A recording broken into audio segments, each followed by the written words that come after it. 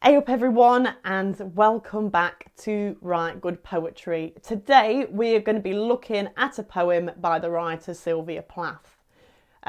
Brilliant writer, wrote lots of amazing things, very deep. You might have looked at one of her poems. If you studied her at school, you might be completely new to her. So I'll give you a few little facts about Sylvia. She was born in October 1932 and she died in February 1963. She's an American poet. She was born in Boston. She was also a novelist and short story writer. She's best known for her published collections, The Colossus and Other Poems, and also Ariel. As well as this, she wrote The Bell Jar, which is a semi-autobiographical novel shortly before her death. So one thing that a lot of people talk about when they talk about Sylvia Plath is the fact that she was married to Ted Hughes. They lived together in the States and then they came over to England and had two children before separating in 1962. When a lot of people talk about Plath, the thing that they often focus on is her depression, the fact that she suffered with mental health problems, and the fact that she died by suicide. And a lot of her poems are very deep. They do deal with very strong emotions like grief and hopelessness and all these things. But I didn't want to focus on that when I did this video. I wanted to focus on a poem that has a lot of joy in it and showcases parts of her work that some people might be unaware of. And that poem is called Youre. And I'm going to read that to you right now. Youre by Sylvia Plath. Clan-like, happiest on your hands, feet to the stars and moon schooled, gilled like a fish. A common sense thumbs down on the dodo's mode, wrapped up in yourself like a spool, trawling your dark as owls do, mute as a turnip from the 4th of July to All Fool's Day.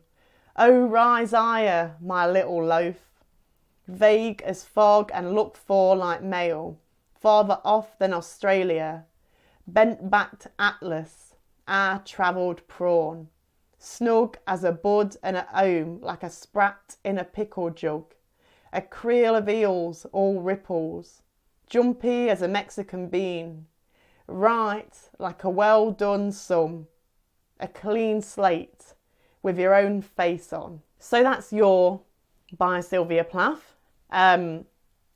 Let's pick this poem apart. So what is this poem talking about? Well, Youre is a free verse poem. It's got no regular kind of rhyme. It's got a varying metre.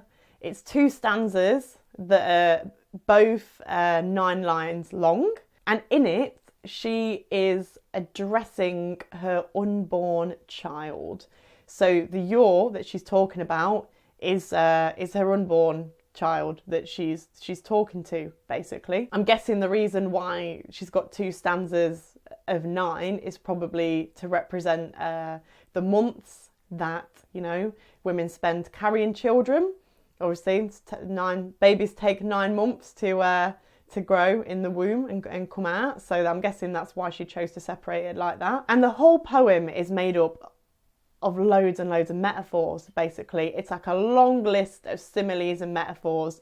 So at first we're looking at it and we're thinking, I have no idea what she's chatting about. But then if you go into the poem, you can kind of pull this apart. So for example, in the first stanza, feet to the stars and moon schooled. Well, if you think of the position of the baby when it's in the womb, obviously babies have their heads down and their feet, upwards. So I'm guessing that's what she's trying to get at with that. Wrapped up in yourself like a spool, trawling your dark as owls do. Obviously it's going to be all dark and cuddly in that there womb. Mute as a turnip from the 4th of July to All Fool's Day. So obviously if we count from July to April, again that's referencing the 9 months of the baby. And then I love this line, oh high riser, my little loaf. So it's like, when you make bread, obviously you put it in the oven or in your bread machine or whatever, and you can like watch it rise, and it's like, you know, she's watching, you know, her stomach rise, the baby's growing. She might also have like, you know, high expectations for the kids. Maybe, I don't know, I might be grasping at straws a little bit there, but I think that's a lovely, beautiful little metaphor. The second stanza is a little bit more, I guess, less playful, a bit more serious, maybe, I don't know. Vague as fog and look for like mail. So it's like, you know, like when you're waiting for like a letter to be delivered and you know it's maybe not time for it to be delivered, but like you're checking the post box every day or whatnot for your letter. I'm guessing that's what, you know, her talking about like her nerves of like waiting for this baby to come. You know, there's some really cool phrases in here. A creel of eels, all ripples. Ooh, I love that. Right, like a well done sum.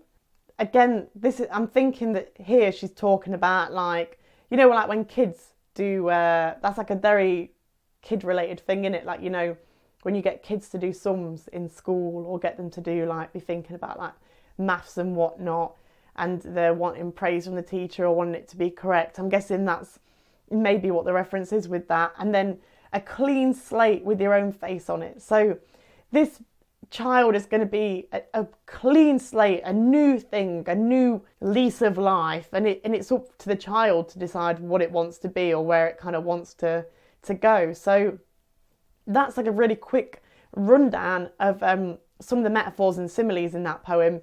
There's a lot more, and you could spend ages trying to pick them apart, but those are things that particularly interested me, which I liked. Also, I really blooming love eels, so any reference to eels makes me happy.